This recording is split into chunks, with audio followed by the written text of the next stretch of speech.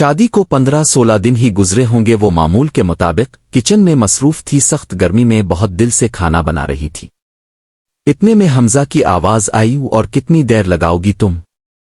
यहां भूख से मेरी जान निकल रही है और तुम 2 घंटे से किचन में घिसी हुई हो। इसका लहजा गुस्से से भरपूर था। 2 दिन कबल ही इसकी नौकरी छूट गई थी। ये शादी उन दोनों की मर्जी से हुई थी, इसलिए दोनों का अपने अपने घर वालों से अब कोई लेना देना नहीं था। वो हमजा के गुस्से को समझ रही थी और बोली, आ रही हूं, बन गया खाना, बस आई। गर्म गर्म हलीम से भरा हुआ बर्तन उठाए वो तेज तेज कदमों से चलती जैसे ही कमरे में दाखिल हुई, वहां हमजा गुस्से से आग बगूला हुआ पड़ा था। वो आगे बढ़ ही रही थी कि जल्दी में इसका पांव जरा सा फिसला, वो लड़खड़ा गई और गर्म हलीम इसके हाथ पर गिरते हुए जमीन पे फैल गई। इसका हाथ जल चुका था। वो दर्द से तड़प सी गई, हमजा मेरा हाथ जल। इसका जुमला अभी मुकम्मल भी नहीं हुआ था कि हमजा इसके सर पर आ पहुंचा था। इसने सानिया को एक जोरदार थप्पड़ जड़े दिया और वो जमीन पे जा गिरी।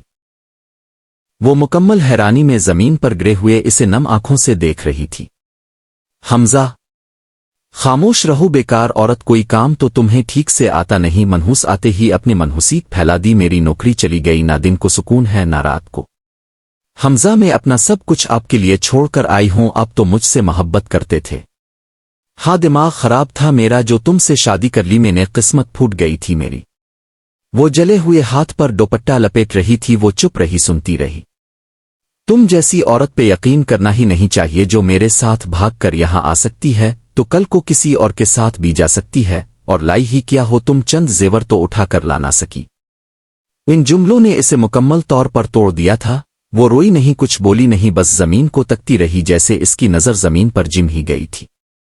फिर अचानक हमजा ने इसकी बाजू को सख्ती से थाम कर चीखना शुरू कर दिया, अब उठकर कुछ खाने को ला दो, यहीं पड़ी रहूगी क्या? वो उठी और किचन से खाना लाकर हमजा के सामने रख दिया। हमजा ने इसे बैठने का इशारा किया, वो बेड पे टुक गई। वो मुसलसल यही सोच रही थी कि इससे बहुत बड़ी गलती सरजद हो गई, जिसकी सजा इसे तमाम उम्र भुगतना होगी। वो अपनी सोचों में गर्क थी कि हमजा बोला, ये हलीम यकीनन पड़ोस से आई होगी, बहुत अच्छी बनी है। सानिया एक गहरा सांस भरते हुए धीमी सी आवाज में बोली, उम्मी कहती थीं। सानिया, तुम हलीम बहुत अच्छी बनाती हो। 2 आंसू उसकी आंखों से फिसलकर उसके जले हुए हाथ पर गिर गए, जो अब लाल हो चुका था। इसका जुमला हमेशा के लिए अधूरा ही रह गया। हमजा देखो ना, अलिफ, मेरा हाथ जल गया।